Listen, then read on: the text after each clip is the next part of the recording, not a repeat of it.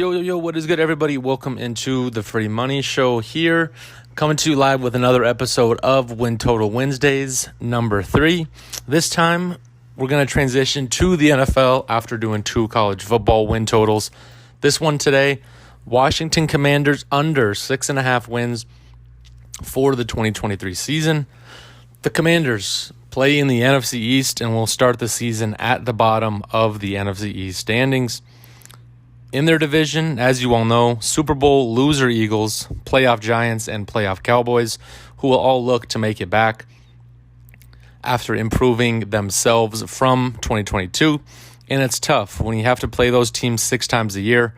The Commanders will head into this season with not the greatest quarterback, easily the worst in the division, Sam Howell, in his second season. After playing 1 game last year, 1 touchdown, 1 interceptions, and a 46.4 QBR. I wasn't impressed with his time at North Carolina. I think that he failed upwards with a good coach in Mac Brown and a offense that put many players in the NFL. Jacoby Brissett was signed to be the backup, and I think will assuredly get in and start at some point this season. In 2022, with a more talented team, I think then the Commanders, the Browns went 7-10. But perhaps the most significant move for the offense was the hiring of former Chiefs OC Eric Bieniemy, who is now the associate head coach and will likely take over next season after Ron Rivera's final stint as head coach this year. And not only will Sam Howell have to learn a new playbook, but this whole offense will, with little standout talent to compete with.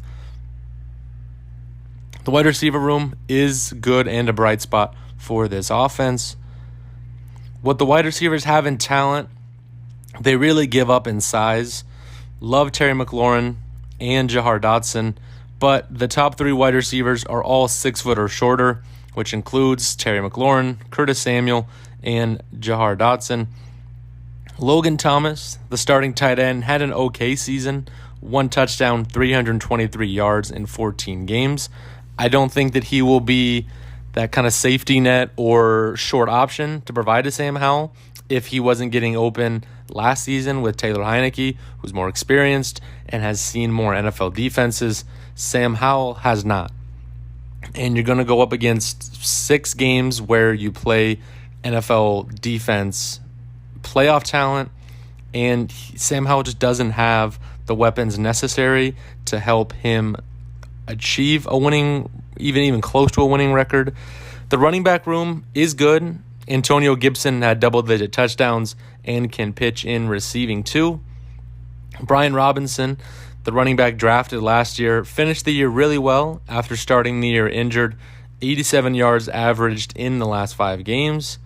Washington, though, on the offensive line, really subpar, allowed 48 sacks last season, and they are hoping they address that by signing 2 free agent offensive linemen. Nick Gates joins from the New York Giants, 8 starts last year, and played all over the offensive line, but missed some time due to injury. And Andrew Wiley comes with Bieniemy to Washington and played the 12th most snaps last year, which is always a plus. So he can be familiar with that scheme, the pass block, the run block, and help out that offensive line improve from where they were last season. Washington was bottom 10 last season in points, averaging 18.9 points per game.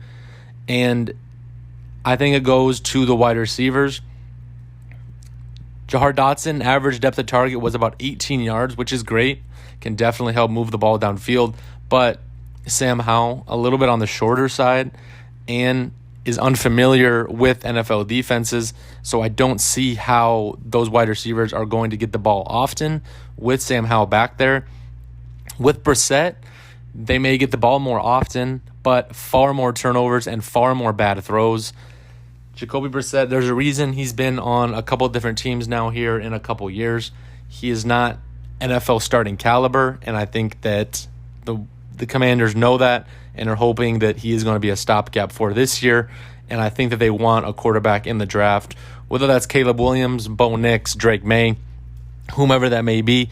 I think that this is a 1-year deal for Sam Howell to be the starting quarterback, and Bieniemy will get his guy when he takes over next year. For the defense, the strength of this team is the defense. They inherit that from Coach Ron Rivera. The defensive line can be argued for the best unit in the league. Payne, 11 sacks last year. Montez Sweat with 8. Allen, 7.5. And Obata with 4.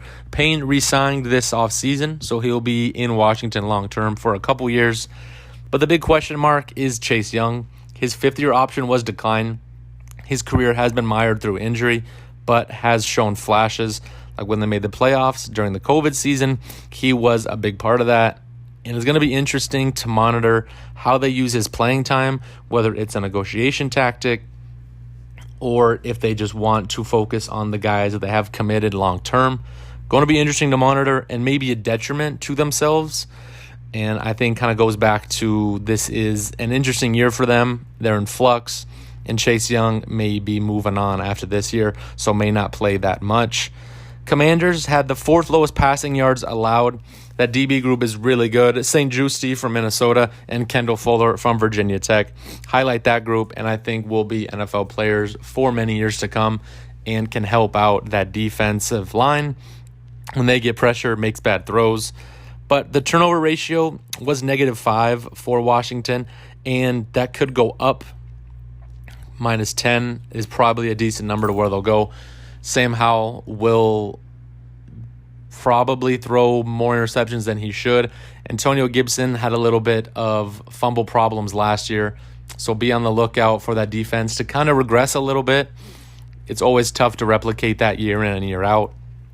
And Cole Holcomb, linebacker, left in the offseason after suffering a foot injury, only playing 7 games last year.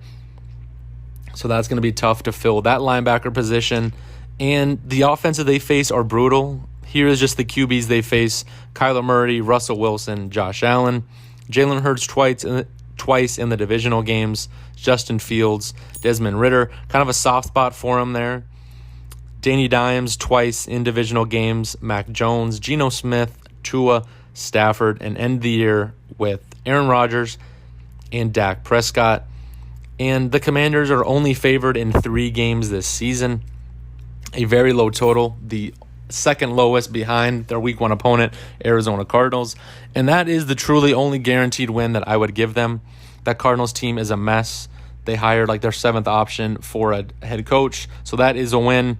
At Denver, I think that Sean Payton will have them playing well, and especially being the second game of the season, you want to establish a lot of things that you worked on in the offseason and implementing in the offense. 2 losses against Buffalo and at Philadelphia, 2 teams favored to not only win the Super Bowl, but playoff teams assuredly. Chicago, 12-7 loss last year. That was one of the worst football games I have ever seen. So who knows, that may go against them. At Atlanta, Washington won that game 19-13 last year. Another close game. I then think it's a loss at the New York Giants. Divisional games are always tough, and they did tie last season. So who knows, that may happen again. Wouldn't be the worst thing. At Seattle, a toss-up to me. I think that the Seahawks offense has improved.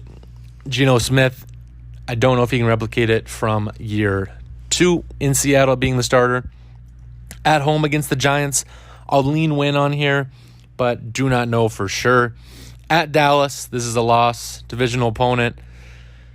Dak Prescott plays much better at home than he does on the road. At home against Miami, Tua looks to be on the field more after suffering a lot of injuries last season. At the LA Rams, I think the Rams have a bounce back year, but time will only tell. Then they end the season on a tough 3-game stretch at the New York Jets. Aaron Rodgers coming over from Green Bay. At home against San Francisco, the Niners, no chance they win that game. And then at home against Dallas, this one may be tricky because last year when they beat Dallas, the backups were in for Dallas, and they ended up winning that one. So it is definitely going to be an interesting game to see towards the end of the year. But under 6.5 wins is the play. That offense is not capable of winning 7 games, and the defense will be there, no doubt about it. They get that from Ron Rivera's great coaching, always has in his career. but the offense is too much to overcome, and that schedule is brutal. So the play is Washington Commanders under 6.5 wins, minus 118 on FanDuel Sportsbook. That is the lowest price that I have found at this moment. So pick number 3, Win Total Wednesday, is wrapped up. Thank you all for listening. Appreciate it as always. You can follow me at the RJ Larson on Twitter, the Free Money Show on YouTube, and the Free Money Podcast on Spotify, as well as on Pickit. If anyone uses that app, started using that, having all the plays over there. That is at the Free Money Show on there as well. Please like, comment, and subscribe. Thank you very much. See you next time.